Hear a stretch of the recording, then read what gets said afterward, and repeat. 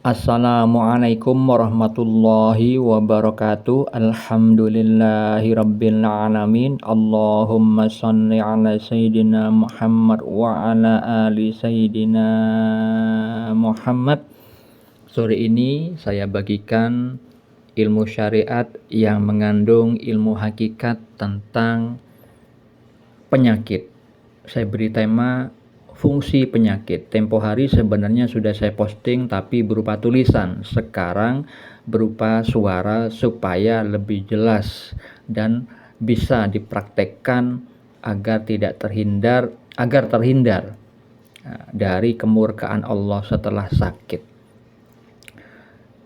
Saudara-saudariku yang dirahmati Allah, postingan ini karena ada salah seorang saudara kita yang sakitnya sudah lama bertanya tentang solusinya kepada saya. Maka agar menjadi pengetahuan buat semuanya, saya jelaskan berupa postingan ini.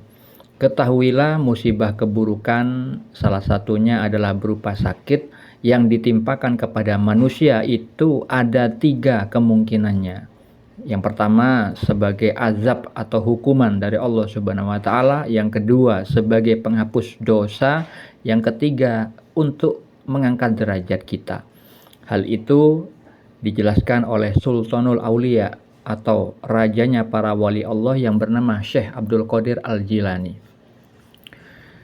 Saya bahas satu persatu. Penyakit sebagai azab atau hukuman.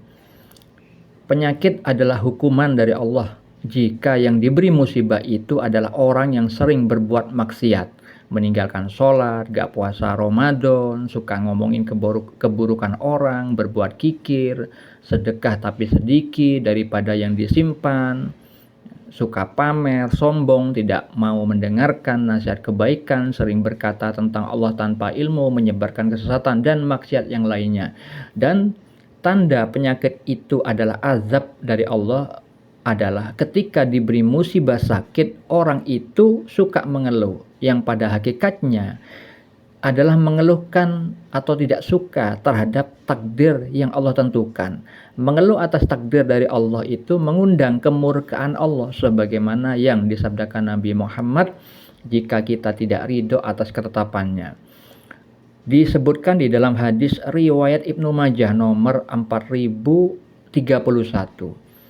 Rasulullah SAW bersabda, sesungguhnya pahala besar karena balasan untuk ujian yang berat. Sungguh jika Allah mencintai suatu kaum, maka Dia akan menimpakan ujian untuk mereka. Barang siapa yang ridho, maka ia akan meraih ridho Allah. Barang siapa yang tidak suka atau tidak ridho, maka Allah pun akan murka. Sultanul Aulia Syekh Abdul Qadir Al-Jilani berkata bahwa banyak orang yang diazab berlipat-lipat karena keluh kesahnya. Makna azab berlipat-lipat adalah azab atau hukuman yang diberikan secara terus-menerus oleh Allah. Karena orang yang diberi ujian tersebut, diberi hukuman itu, ujian keburukan, itu tidak mengerti hikmah di balik hukuman itu. Misalkan orang itu diberikan hukuman berupa sakit. Orang itu tidak mengerti hikmah di balik sakitnya. Sehingga karena tidak mengerti hikmahnya, dia tidak menyesali perbuatannya, tidak meminta ampun atas kesalahannya. Padahal perbuatan menyesali perbuatan dan minta ampun itu adalah wujud beribadah kepada Allah Subhanahu wa taala setelah mendapatkan hukuman.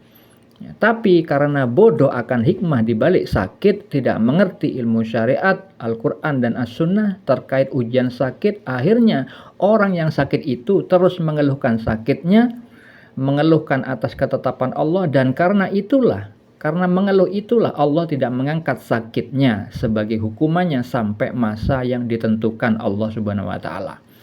Salah satu penyebab diberi sakit adalah karena perbuatan dosa. Allah berfirman di dalam surat Asy-Syura ayat 30. Allah Ta'ala berfirman, dan musibah apapun yang menimpa kamu adalah disebabkan oleh perbuatan tanganmu sendiri. Dan Allah memaafkan banyak dari kesalahan-kesalahanmu. Allah itu memaafkan kalau kita meminta ampun, kita bertaubat setelah kita berbuat salah. Rezeki berupa kesehatan bisa dicabut Allah karena berdosa. Di dalam hadis riwayat Imam An-Nasai dan Ibnu Majah, Rasulullah SAW bersabda, sesungguhnya seseorang hamba benar-benar tersumbat rezekinya disebabkan suatu dosa yang dilakukannya. Nah, jadi rezeki itu bukan hanya berupa materi, uang, pakaian, mobil, rumah. Kesehatan juga rezeki. Berbuat maksiat adalah perbuatan tidak bersyukur atas nikmat Allah sehingga dapat azab atau hukuman dari Allah Subhanahu wa taala, seperti yang Allah firmankan di dalam surat Ibrahim ayat 7. Allah taala berfirman, "Ingatlah ketika Tuhanmu memaklumkan, sesungguhnya jika kamu bersyukur niscaya aku akan menambah nikmat kepadamu, tetapi jika kamu mengingkari nikmatku, sesungguhnya azabku benar-benar sangat keras." Jadi orang sakit yang ketika misalkan itu dialami orang ahli maksiat sedikit atau bahkan tidak pernah bertakwa, nah itu azab yang keras di bumi ini sebagai wujud kasih sayang Allah. Kalau dia mengetahui hikmahnya, dia minta ampun, akhirnya dihapus dosanya. Lalu kedua, dosa sebagai sakit sebagai pembersih dosa. Penyakit bisa dikatakan sebagai pembersih dosa jika manusia yang sakit itu menerima takdir dari Allah dengan cara bersabar, tidak mengeluh, dan orang tersebut ketika sakit masih tetap menjalankan perintah Allah dan menjauhi larangan Allah. Karena seseorang itu tetap bertakwa ketika sakit, maka penyakit yang Allah berikan itu bisa menghapus dosanya. Karena pada umumnya orang yang bertakwa itu dimampukan bersabar jika dapat hukuman karena kesalahannya. Rasulullah SAW berkata kepadanya, "Ada apa denganmu, Ummu As-Saib atau Ummul Musayyib? Badanmu bergetar karena demam." Ummu As-Saib berkata, "Ini karena demam. Semoga Allah tidak memberikan keberkahan kepadanya." Maka Rasulullah SAW mengatakan, "Janganlah engkau mencela demam, karena demam itu bisa menghilangkan kesalahan-kesalahan dosa manusia, sebagaimana kir atau alat yang dipakai pandai besi bisa menghilangkan karat besi." Hadis riwayat Muslim.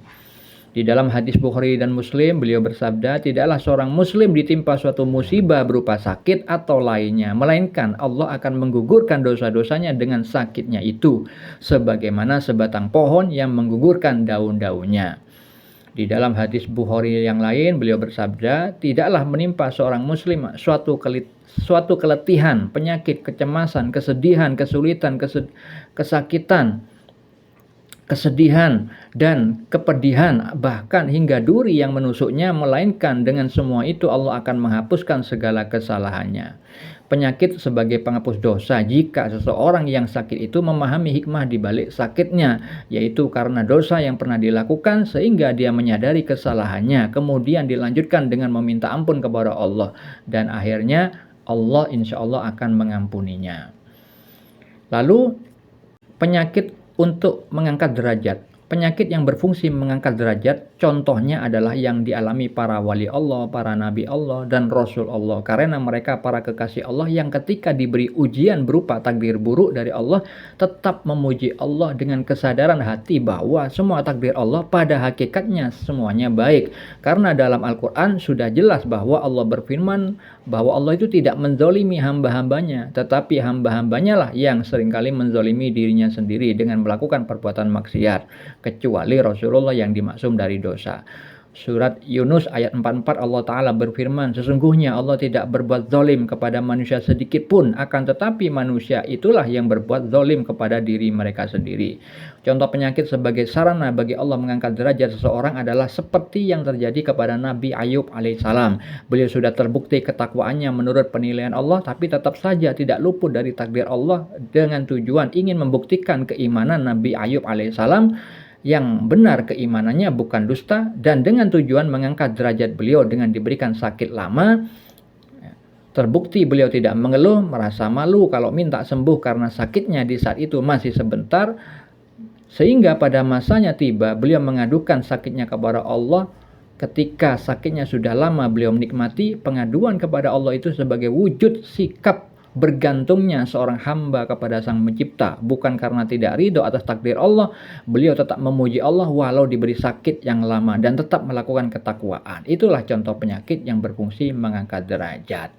Semoga hal ini menjadi bermanfaat. Assalamualaikum warahmatullahi wabarakatuh.